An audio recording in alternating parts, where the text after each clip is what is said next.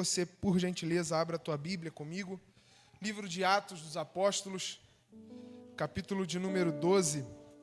É o texto que o Senhor Jesus colocou no meu coração. Logo assim que foi nos feito o convite, iremos ler alguns versículos. E peço para você deixar a tua Bíblia aberta no decorrer da mensagem, para nós meditarmos um pouquinho na palavra de Deus. Então, quantos acharam, pode dizer glória a Deus? Por aquele mesmo tempo, o rei Herodes estendeu as mãos sobre alguns da igreja para os maltratar. E matou a fio de espada Tiago, irmão de João. E vendo que isso agradara aos judeus, continuou mandando prender também a Pedro. E era um dia dos pães asmos. E havendo prendido, encerrou-o na prisão, entregando-o a 4 quaternos de soldados, para que o guardassem, querendo apresentá-lo ao povo depois da Páscoa. Preste atenção no verso de número 5. Pedro, pois, era guardado na prisão, mas a igreja fazia contínua oração por ele. Verso de número 5. Pedro, pois, era guardado na prisão, mas a igreja fazia contínua oração por ele a Deus. E quando Herodes estava para fazer comparecer naquela mesma noite, estava Pedro dormindo entre 2 soldados, ligado com 2 cadeias. E os guardas diante da porta guardavam a prisão. E eis que sobreveio o anjo do Senhor, e resplandeceu uma luz na prisão. E tocando a Pedro no lado, o despertou e disse a Pedro: levanta-te depressa. E caíram-lhe das mãos as cadeias. E o anjo lhe disse: cinge-te e ata as tuas sandálias. E ele assim o fez, e disse-lhe mais: lança a tuas costas a tua capa e segue-me. Fecha os teus olhos. Pai, nós te glorificamos pela tua palavra lida nessa noite. Senhor, aqui está a tua igreja, Deus, faminta e desejante de ouvir a tua voz. Eu peço a ti, Senhor, que eu seja apenas um canal de bênção para a tua igreja.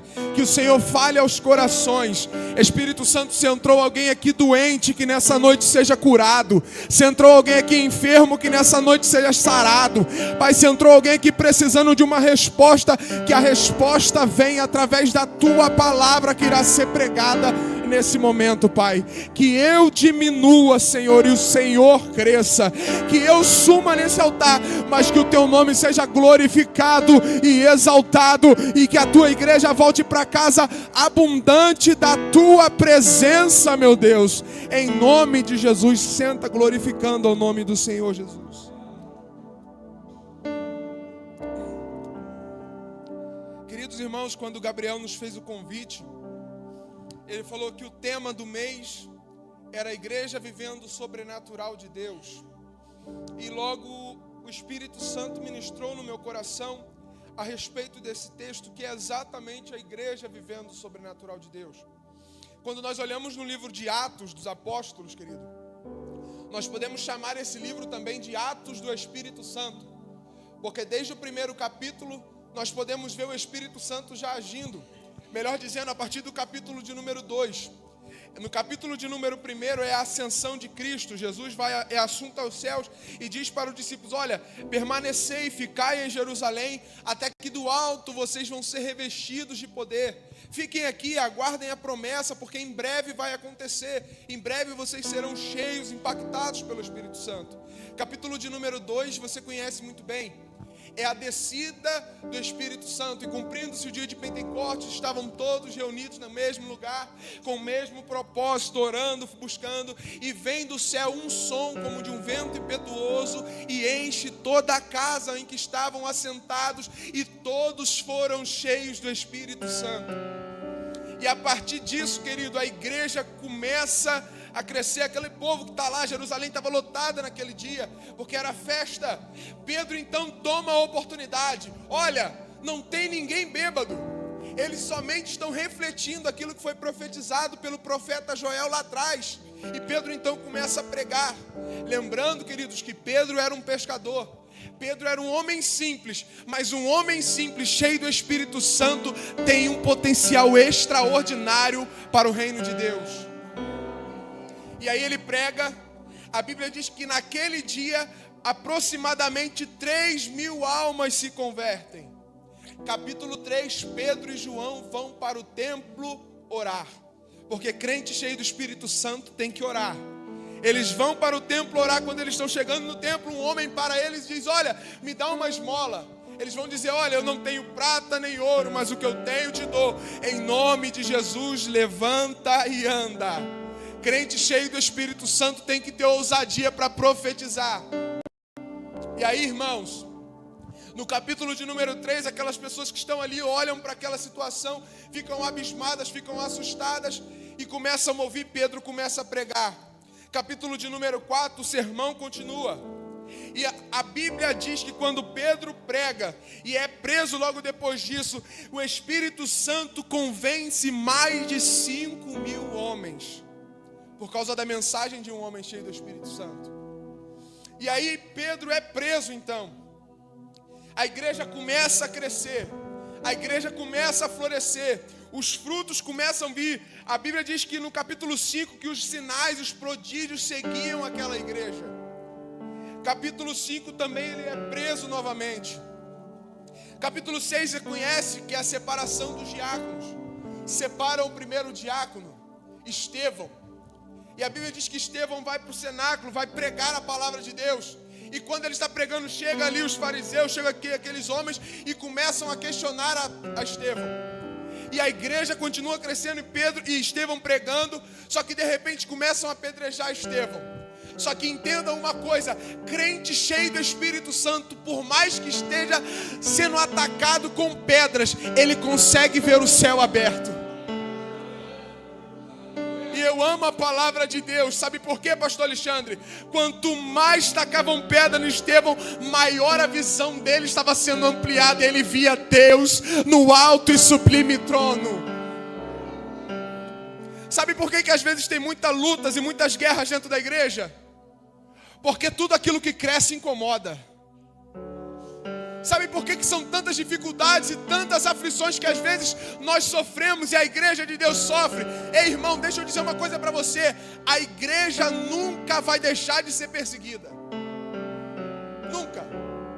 Não adianta eu chegar aqui para você e dizer que vai vir tempos fáceis, que os tempos vão melhorar. Não vai acontecer. Mas entenda uma coisa: quanto mais perseguida é a igreja, maior é o crescimento dela para a glória de Deus. Veio Roma, tentou calar a igreja, não conseguiu. Aí, queridos, os capítulos em diante vão tratar acerca de algumas conversões que são muito importantes. Capítulo de número 9 foi lido aqui pelo jovem. Ele leu o capítulo de número 26, mas no capítulo de número 9 vai falar a respeito da conversão de Saulo. No capítulo de número 10 vai falar acerca da conversão de Cornélio. E aí a Bíblia vai dizer que a igreja está crescendo e a perseguição continua aumentando. A perseguição continua aumentando e aquelas pessoas começam até a ter medo. Chegamos no capítulo de número 12. Aqui, queridos, o evangelho já estava sendo pregado em Antioquia. O evangelho já está se espalhando. Porém, os discípulos também se espalharam. Mas chegamos no capítulo 12 em que nós lemos. No primeiro versículo vai dizer que por aquele tempo, e que tempo era esse? Era o tempo que era próximo à Páscoa. A cidade de Jerusalém, a capital, estava lotada. Viajantes do mundo inteiro estavam focados ali em Jerusalém, e a cidade estava lotada. Herodes então tem uma ideia. Quer ver como eu vou atrair a atenção dos judeus para mim? Pega e manda matar o Tiago, que era um dos apóstolos de Jesus. Vão matar esse Tiago. E ele viu que quando ele mata o Tiago, os judeus começam a aplaudir, e os judeus gostam daquilo.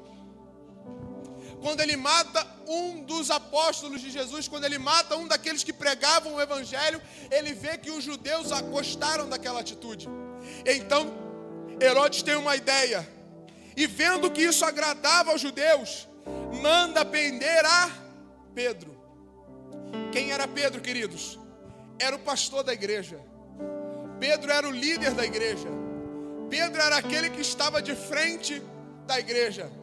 E prendem a Pedro. Só que o interessante, queridos, é que Herodes não queria deixar Pedro escapar de qualquer jeito.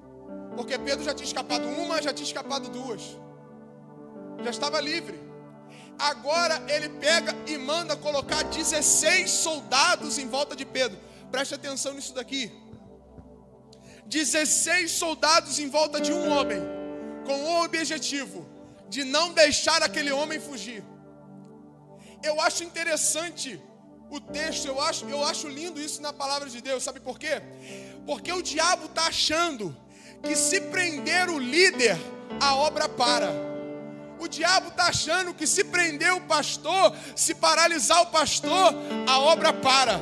Só que a mesma Bíblia diz que Pedro estava preso, é a mesma que diz, enquanto Pedro estava preso, a igreja fazia contínua oração. Oh, aleluia! Sabe por que essa igreja está de pé? Com todo respeito, pastor Alexandre, a igreja não está de pé por causa do Senhor, a igreja está de pé por causa do Senhor dos senhores, que está no céu. Oh, aleluia! 54 anos de história. Quantos dirigentes, quantos irmãos já passaram aqui, e muita gente passou até por essa estrada e disse, essa igreja não passa de 1 ano, essa igreja não passa de 2 anos, essa igreja não passa de 10 anos, está aqui há 54 anos, dizendo que Jesus salva, cura, liberta e vai nos levar para o céu.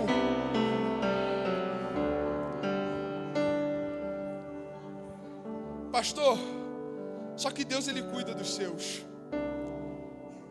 Versículo 5 que eu fiz questão de reprisar aqui com você.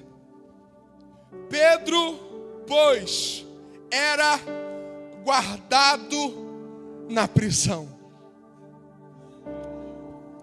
Estava preso, sim ou não? Escoltado por 16 soldados, sim ou não?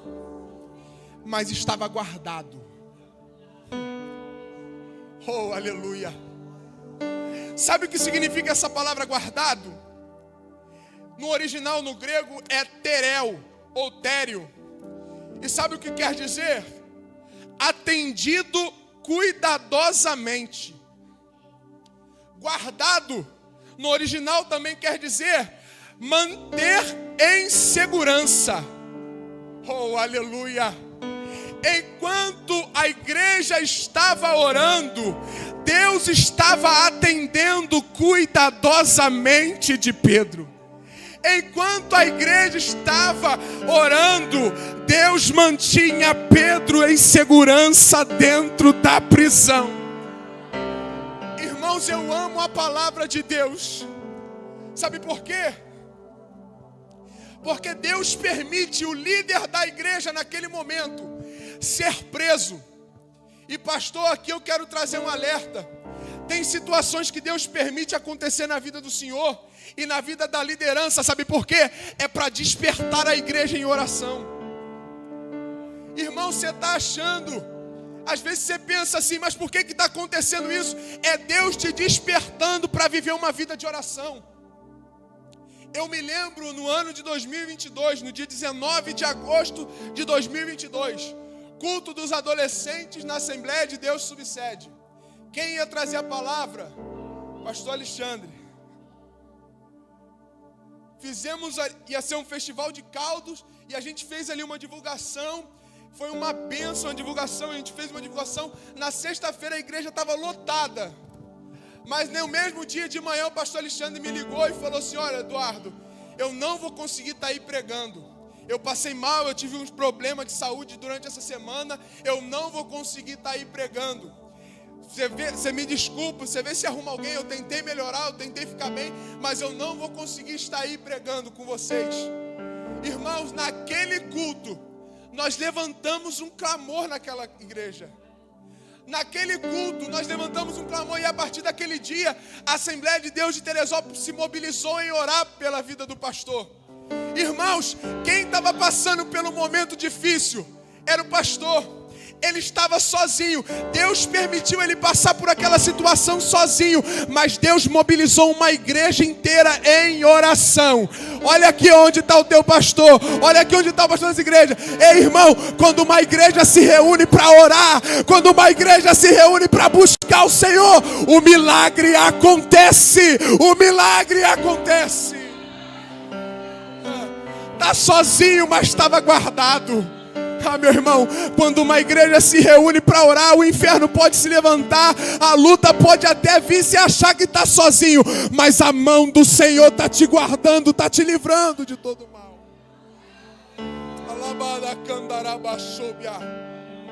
Tem processos que Deus vai tocar na liderança para poder despertar a igreja. E aí, queridos,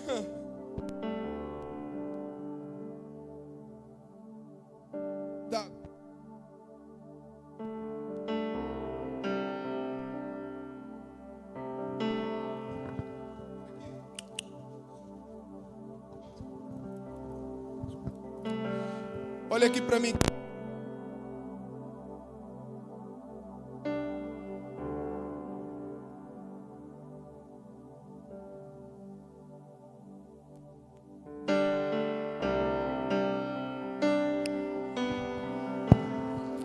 Aleluia. Queridos, olha aqui para mim. Se estiver muito alto depois pode abaixar, varão, fica à vontade. Versículo de número 6. E quando Herodes estava para fazer comparecer, naquela mesma noite,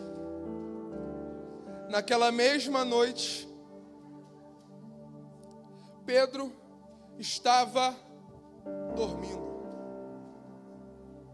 Gente, quando eu olho para isso daqui, eu me assusto um pouco.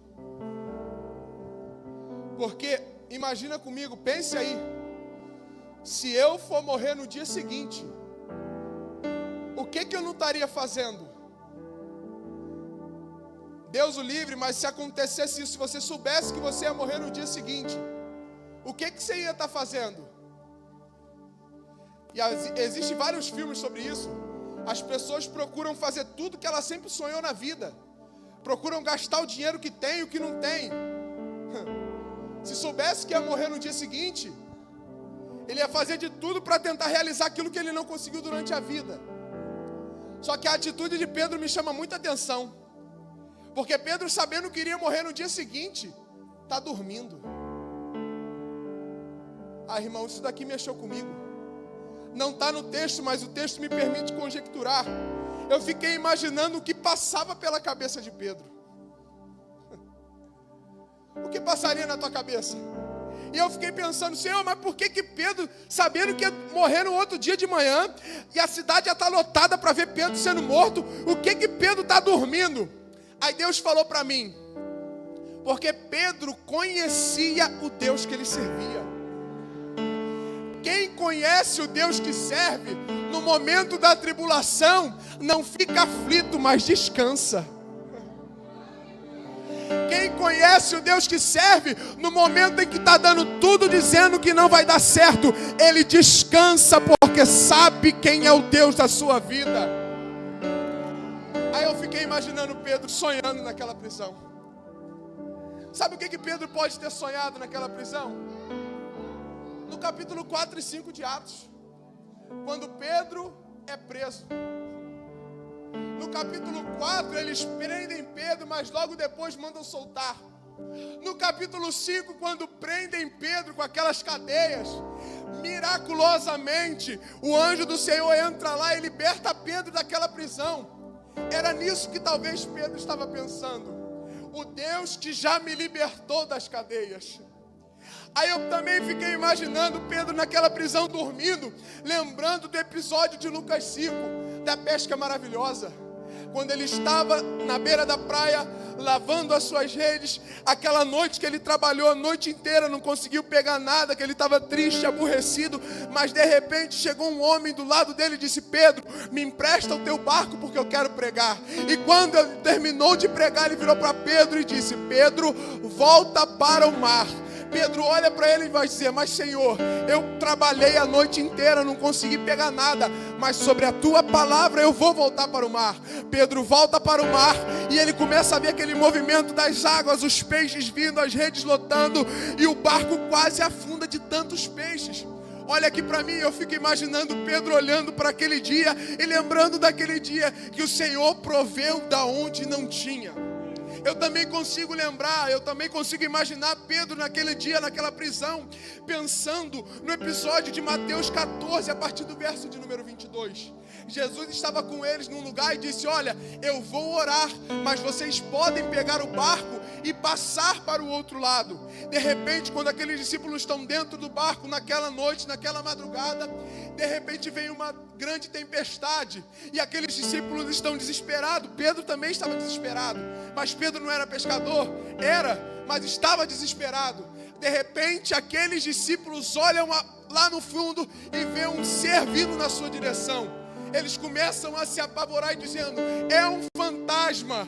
Aí Jesus chega perto deles e diz: sou eu. Aí Pedro, o intrometido: Senhor, já que é o Senhor mesmo, mande que eu vá até o Senhor. Jesus na mesma hora disse: Pedro, vem. Pedro descendo do barco, Pedro olhando para aquela tempestade, olhando para o vento, desce do barco e começa a andar sobre o mar. Oh meu Deus do céu! Aí de repente, quando Pedro está chegando perto de Jesus, Pedro começa a afundar.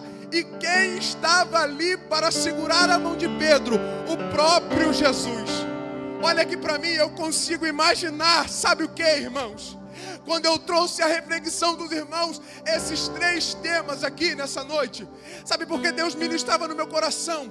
Que é no momento de maior luta que você estiver passando, o meu Deus vai te lembrar que Ele te libertou das cadeias do inferno. O meu Deus vai te lembrar que Ele proveu quando você achava que não ia ter condição. O meu Deus vai te lembrar que quando você estava numa tempestade, Ele fez você viver o maior milagre da tua vida. E quando você caiu, Ele estendeu a mão e te levantou. Ele é o teu Deus.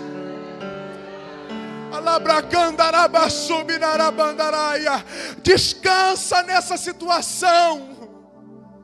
Ele é o Deus que te tirou do lamaçal do pecado, que te arrancou das algemas do diabo. Ele é o Deus que proveu na tua vida. Quando você olhou para o lado e disse: eu não tenho o que comer amanhã, Ele veio com a provisão sobre a tua casa. É Ele o Deus que fez você viver os milagres extraordinários. Levanta a mão. Levanta a mão. Quem já viveu um milagre que a medicina dizia que era impossível? Levanta a tua mão. Deixa eu dizer uma coisa para você. Olha você aqui. Olha você aqui. Essa luta, essa prova que você está passando, não se pode comparar com aquilo que está vindo sobre a tua vida nessa noite.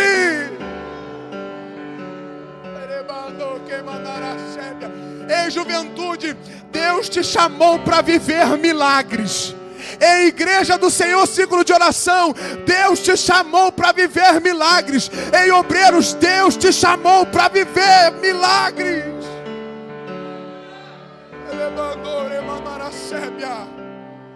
Então descansa. Sabe o que acontece quando Pedro está descansando? O anjo do Senhor. Não é um anjo. Aqui é artigo definido. É o próprio Deus. Entra na prisão e toca nele. Oh, aleluia. Sabe o que Deus está dizendo para mim e para você nessa noite? Quando você estiver na situação mais difícil da tua vida e estiver descansando, confiando nele, fique tranquilo que já já ele te toca. Fica tranquilo que já já ele te toca. Fica tranquilo que já já tem um toque dele na tua mão. Oh, aleluia. E sabe o que acontece quando o próprio Deus toca em Pedro? Desperta ele. Nessa noite o Senhor Jesus vai te tocar e vai te despertar para algo novo. Tem gente que entrou aqui, pastor, que não acredita mais, que acha que acabou, que acha que não tem mais jeito, nessa noite o meu Jesus te toca e te desperta para viver algo novo na tua vida. Aí sabe o que Deus vira para ele e diz: levanta depressa. Na mesma hora, as cadeias caem das mãos. Aí o anjo diz ainda mais: cinde-te os teus pés com a sandália, lança sobre as tuas costas a capa e segue-me. O cenário era de morte, mas quando Jesus chega e toca, ele diz: coloca a sandália, porque não acabou a tua história ainda. Coloque a tua capa, porque eu ainda tenho uma história nova para realizar na tua vida. Irmão, na tua vida talvez o cenário é de morte, mas nessa noite o Senhor me trouxe aqui para te dizer: coloca a tua sandália de novo, coloca a tua melhor veste de novo e levanta, porque Deus tem algo novo para a tua história a partir de hoje.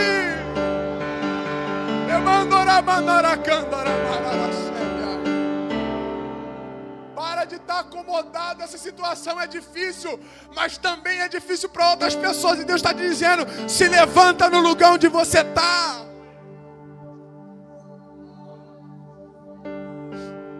E saindo, o seguia, e não sabia que era real.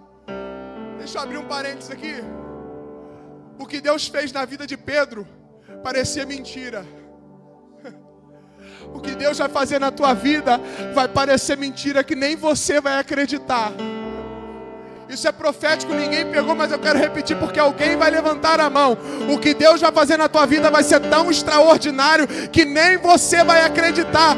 Mas da onde saiu esse dinheiro? Mas da onde saiu a provisão? Mas como ele foi curado? O médico já falou que não tinha mais jeito. E Deus vai dizer: o que eu vou fazer na tua vida, ninguém vai acreditar.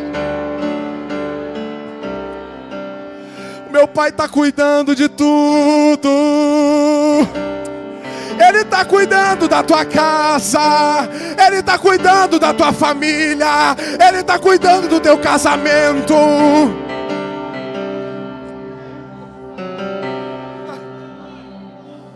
Se eu passar pelo vale, eu acharei conforto em teu amor, pois eu sei que és aquele que me guarda, me guarda. Em teus braços é o meu descanso. Em teus braços é o meu descanso. Descansa no braço dele. Em teus braços é o meu, é o teu descanso. Em teus braços. Escuta. E saindo, o seguia. Pedro seguia quem? O anjo do Senhor. Não adianta a gente ser liberto e seguir as vozes do mundo. Tem que ser liberto e seguir a voz de Deus. Ele segue. Aí a Bíblia diz que passaram pela primeira e pela segunda guarda. Os soldados não estavam lá, sim ou não? Mas como é que o soldado não vê Pedro saindo? Como é que o soldado não vê uma grande luz dentro daquela prisão? Não tinha 16 soldados só para cuidar de um homem? E como é que o soldado não vê? Aí o Espírito Santo bradou no meu ouvidinho assim: ó, meu filho, quando eu quero operar um milagre, eu escondo as coisas de quem não precisa saber. Ei, irmão, o teu milagre não vai ser gerado em público. O teu milagre será gerado em oculto. Mas em breve, em público, vão saber o que Deus fez na tua vida. Oh, aleluia. Já estou Agora escuta isso aqui. Passaram pela primeira, pela segunda guarda. Chegaram aonde? Versículo de número 10. Quem está com a Bíblia aberta aí? Aonde que eles chegaram? A porta de ferro. A porta de ferro que dava para a cidade. Aí, coisa linda. Agora Pedro e o anjo estão andando. Passou pela primeira guarda, pela segunda guarda, ninguém os viram. Agora eles chegam diante da porta de ferro. Gente, essa porta de ferro, está falando porta ali, mas é um portão. É o portão daquela prisão. É o portão daquela cadeia. Aquele portão tinha no mínimo 20 centímetros de espessura. Era um portão grosso, era um portão largo. Era um portão de ferro. Só que o que o texto diz? Estavam diante do portão, a qual ele abriu por si mesmo. Sabe o que Deus está dizendo? Quando Deus está no negócio, quando você segue a orientação de Deus, você não precisa forçar a porta, ela se abre por si mesma. Tem crente forçando porta que Deus já mandou tu embora há muito tempo, e você está dizendo a porta não se abre, o milagre não acontece, e Deus está dizendo a porta que é para você abrir, você não precisa colocar a mão, ela vai se abrir por si mesma. Você está correndo atrás de um, correndo atrás de outro, e dizendo, eu estou desempregado ainda, a porta não se abre, eu não sei por que está acontecendo isso. Deixa eu dizer uma coisa para você, se você estiver debaixo da direção de Deus, a porta que está fechada vai se abrir, porque a porta que Ele fecha, ninguém abre, mas a porta que Ele abre, ninguém pode fechar.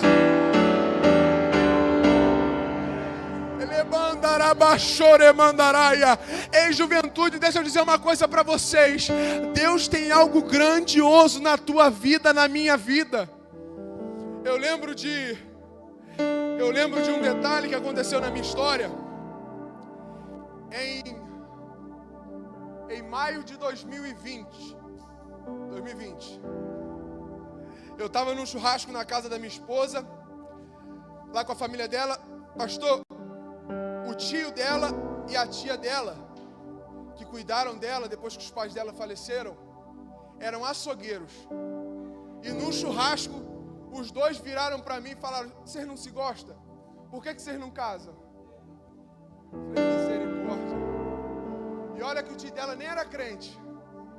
Falou pra gente, olha, com a faca na mão, amolando a faca no churrasco, virou para mim, olha, se vocês se amam, por que vocês não casam? A gente falou, tia, a gente se ama, a gente tem muitos planos, mas a gente não tem como casar.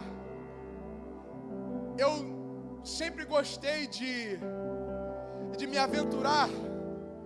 Irmãos, eu tenho 22 anos, mas se me perguntar, eu já trabalhei de garçom, de monitor de parquinho, já trabalhei de um monte de coisa, dando aula de instrumento, enfim, já fiz um monte de coisa, um monte de bico.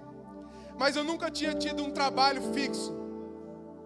E aí, pastor, um amigo meu disse assim, ó, tem uma vaga para você trabalhar lá na Bebidas Comari, lá na empresa, lá na Arbo.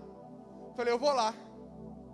Cheguei lá, quem estava concorrendo à vaga comigo era uma menina que era engenheira e um menino que era técnico em logística. E eu, com meu ensino médio. Cheguei lá, ela fez a entrevista com os dois, me deixaram para ser o último a fazer a entrevista. Irmãos, quando eu cheguei lá naquele lugar, parecia, a mulher olhou para o meu currículo e olhava para mim. Menino, tu tem 17 anos? Na época. Falei, tenho. Como é que você trabalhou 2 anos dando aula de música não sei aonde? Sendo garçom? Sendo isso? Sendo aquilo? Falei, não foi nada formal. Mas é que eu sempre quis ter o meu dinheirinho. Eu gostei de você. Só sei que a gente ficou conversando uns 40, 50 minutos ali. Parecia que eu conhecia ela há muito tempo. a ponto dela começar a falar que ela era da igreja, que ela se afastou. Enfim, no final da conversa ela falou para mim: olha, para você entrar nessa vaga é muito difícil, porque quem está concorrendo é um engenheiro e um técnico de logista, mas eu gostei foi de você. Falei: eu estou tranquilo, eu sei quem é meu Deus. Olha aqui para mim. Quando ela falou para mim: olha, vai no banco, abre a tua conta que você já está praticamente contratado, traz os teus documentos que semana que vem a gente assina a tua carteira. Falei: beleza. Fui para certificado reservista em 2020, exército fechado, pandemia. E eu com casamento marcado, eu com sítio tudo marcado, porque eu já tinha fechado tudo na fé, irmão. Não tinha nada. Tinha R$1.000 que tinha sobrado, eu não sabia. Tinha R$1.000 que tinha sobrado. Com tudo marcado, para pagar tudo, pastor. E agora? Moral da história: não consegui o certificado de reservista. Ela falou para mim: sem esse documento eu não posso te contratar. Que Deus te abençoe e te dê uma outra oportunidade. Irmão, eu estava assim, ó, na porta. Não, mas eu dou um jeito, eu não preciso. Não posso te contratar. Eu desesperado, porque já tinha fechado o lugar do casamento. Olha aqui, para você dar um glória junto comigo. No dia seguinte que nós fechamos o lugar do casamento, meu pai gostou de uma casa que tinha no condomínio do lugar onde era a festa. E ele falou assim: eu preciso vender meu carro porque eu gostei daquela casa e eu vou comprar aquela casa. Fomos vender o carro. Quando a gente foi vender o carro, a gente viu a loja que é a nossa, com uma placa lá de aluga-se. Irmãos, eu não tinha trabalho. Nós estávamos com tudo programando para o casamento. Deixa eu te contar a moral da história. Nós não tínhamos condições de alugar a nossa loja, porque precisava de um monte de documentação, um monte de coisa, precisava de documentos familiares, e a gente não teria condições. Mas a porta que Deus abre, ninguém fecha. Meu pai não comprou a casa, mas eu estou com o meu trabalho há 4 anos, estou casado, conseguimos pagar tudo, não estou devendo nada a ninguém. E eu quero dizer uma coisa para a tua vida: não adianta forçar a porta quando Deus diz não, mas quando Deus abrir a porta para você, não adianta o inferno se levantar. Se coloca de pé nessa noite, se coloca de pé. Eu quero profetizar isso para alguém aqui. Deus vai abrir porta que você não imagina por causa da tua fidelidade a Ele. Deus vai operar um milagre que você não imagina por causa da tua fidelidade a Ele. Pedro sai. Pedro vai para onde, gente? Pedro agora, quando está diante daquele portão e ele sai, dá de cara com a cidade. Para onde Pedro vai, irmãos? Versículo de número 12, põe para mim aí.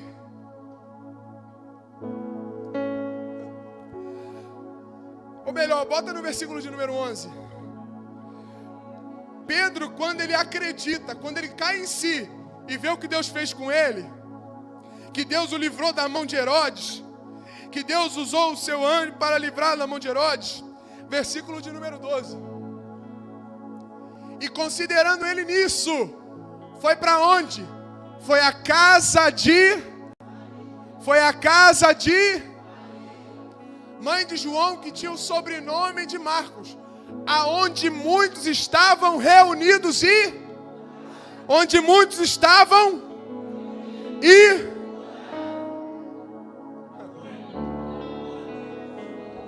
oh, alabandarabá, soremandarabá. Olha aqui para mim, aqui a gente encerra. Pedro acabou de viver um milagre. Ele vai para onde, irmão? Para a casa de Maria, onde estavam reunidos em oração. Pedro viveu um milagre por quê? Porque tinha uma igreja.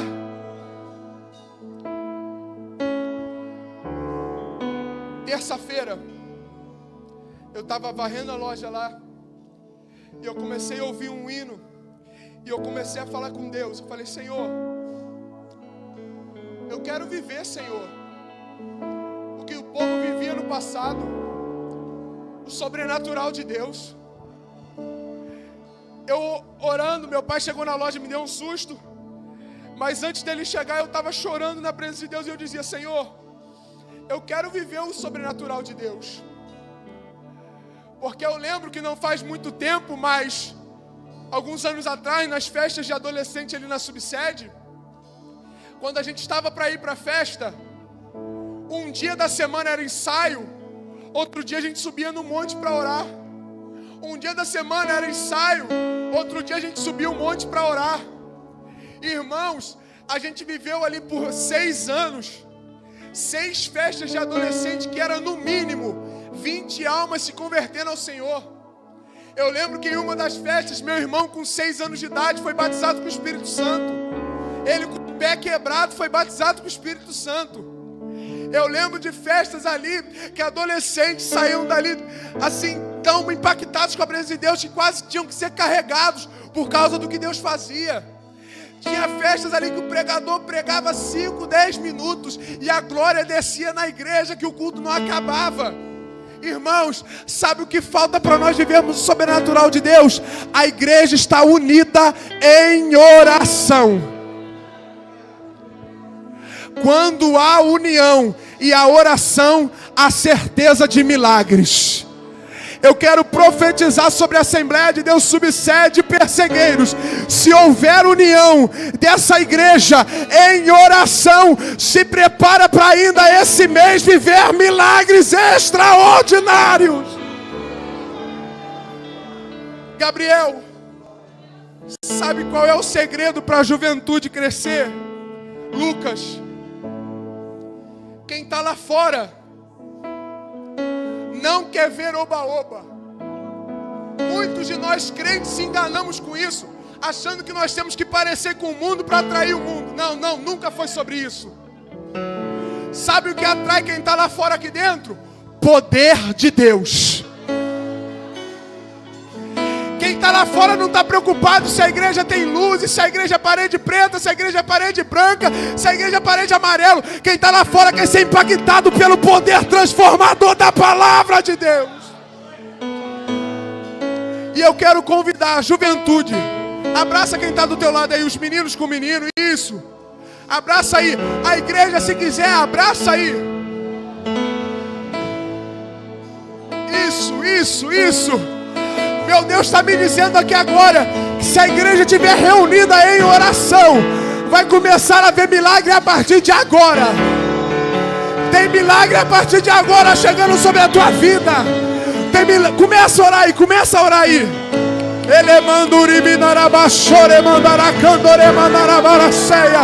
Sábado só vai ser uma consequência do que o Senhor vai começar a fazer nessa semana.